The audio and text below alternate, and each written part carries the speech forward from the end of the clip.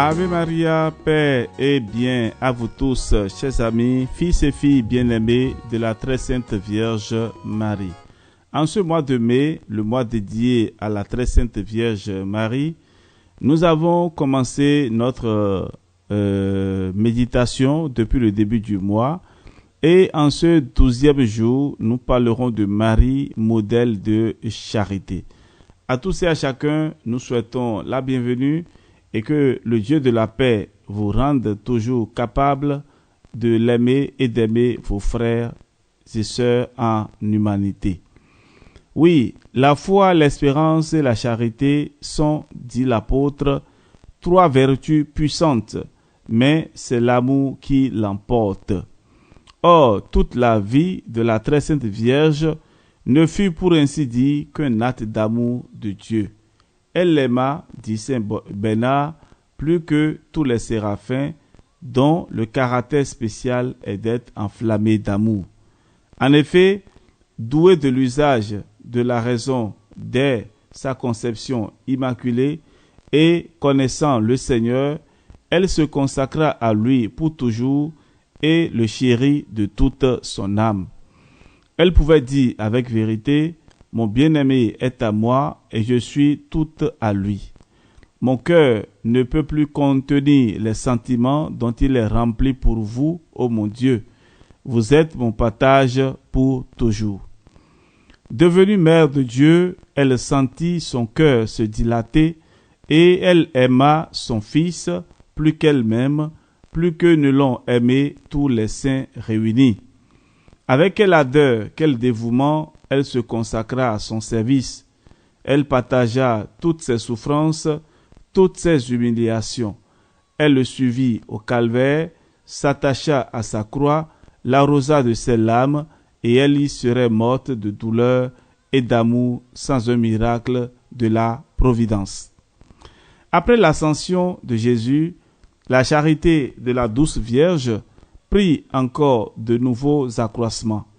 Sans cesse occupée de la pensée de son divin Fils, sa vie n'était plus qu'une extase d'amour. Elle vivait parmi les anges plutôt que parmi les hommes. Enfin, consumée par cette flamme ardente dont son âme était embrassée, elle mourut, selon le sentiment des docteurs, d'un excès d'amour de Dieu et alla continuer au ciel cet exercice de charité qui avait fait ses délices sur la terre.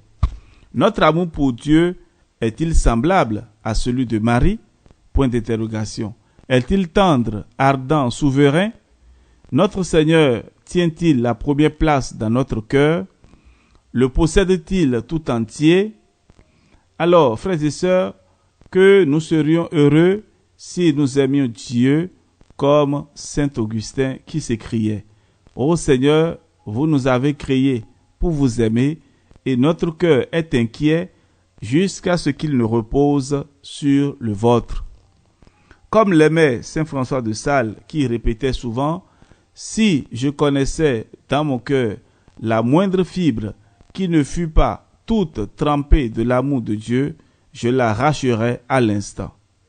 Vierge sainte, mère du bel amour, laissez tomber dans mon cœur une étincelle de ces flammes ardentes qui embrasaient le vôtre, afin que nous aimions Jésus notre Dieu. Oui.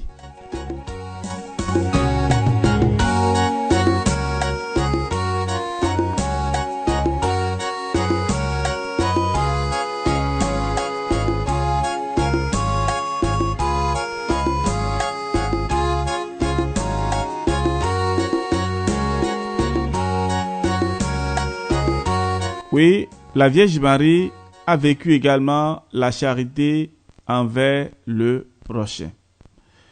Cet amour tendre et généreux, cet amour de mère que Marie portait au Seigneur, rejaillit sur tous les hommes. Elle les aima tant, dit saint Bonaventure, qu'elle donna pour leur salut plus que sa vie. Voici l'admirable portrait que nous a laissé saint Ignace d'Antioche. Les misères communes, dit-il, étaient les siennes, et personne ne peut croire qu'elle lui était étrangère. Et oui, elle ressentait les douleurs de tous les infirmes, les souffrances de tous les malades, les privations de tous les pauvres, la désolation de toutes les veuves et de tous les orphelins. Si chère que le fut la retraite, où les entretiens avec Dieu étaient ses délices, lorsqu'une nécessité du prochain l'appelait au dehors, aussitôt elle courait à l'assistance des malheureux. Chacune de leurs plaintes éveille sa compassion, et l'on s'étonne de trouver tant de larmes dans son œil. C'est l'œil d'une mère qui pleure sur tous les maux de son inébranlable famille. À cette ravissante peinture, nous ajoutons que les ennemis même de son fils, qui étaient aussi les siens, ne furent pas exclus de sa charité. Elle leur pardonna de bon cœur, pria pour eux et les adopta pour ses propres enfants. Placé maintenant au plus haut du ciel, son cœur n'en est que plus dilaté, plus charitable, et son amour pour nous est plus grand que celui de tous les saints ensemble. Quel sujet de joie et quel motif de confiance! Voulons-nous, frères et sœurs, justifier le beau titre d'enfant de Marie et mériter son amour? Animons-nous de ce même sentiment envers le prochain. Aimons tous nos frères en Jésus-Christ. Aimons surtout les faibles, les petits, les affligés, les infirmes, les malades, les pauvres et ceux qui nous haïssent. C'est le grand commandement du Sauveur et la marque à laquelle nous serons reconnus pour disciples de Jésus et serviteurs de Marie.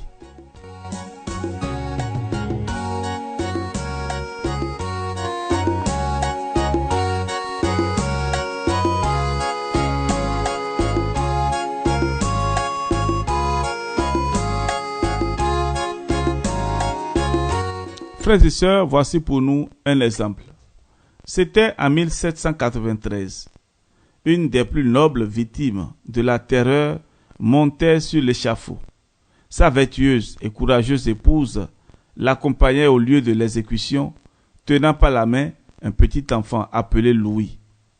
Le roulement des tambours annonce le martyre de la victime, et pendant que sa tête tombe dans la poussière, l'héroïque femme prend dans ses bras son pauvre enfant, l'élève vers le ciel dans ses mains tremblantes et s'écrie: « Mon Dieu, donnez à mon fils le bonheur d'aimer un jour le bourreau de son père, comme Marie, au pied de la croix, aima les bourreaux de son fils. Oui, mon enfant, tu ne maudiras jamais, n'est-ce pas? Tu béniras toujours celui qui t'a rendu orphelin. » Le petit Louis promit. Le vœu sublime de cette admirable mère fut entendu.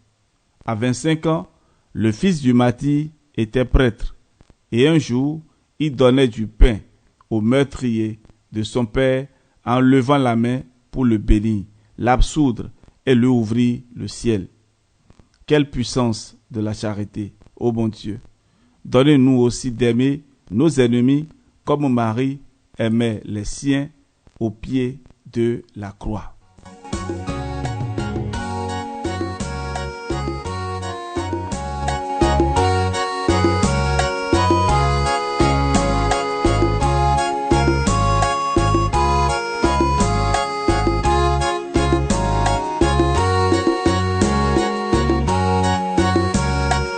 Frères et sœurs bien-aimés, ensemble, prions.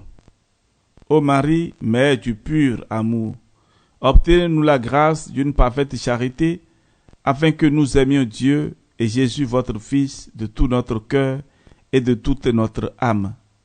Rappelez-nous souvent que nous sommes tous frères. Ne souffrez pas parmi vos enfants de discorde, de haine, de mépris et d'indifférence, mais faites qu'unis par les liens de la charité, nous n'ayons tous qu'un cœur et qu'une âme. Amen. Et oui, voilà, frères et sœurs, ainsi s'achève notre méditation de ce jour. Remettons tout à Marie, que Marie soit au cœur de nos vies et que tout ce que nous avons soit consacré à son cœur immaculé. Je vous bénis dans le Saint-Nom de Jésus de Marie, au nom du Père et du Fils et du Saint-Esprit. Amen. On se retrouve demain.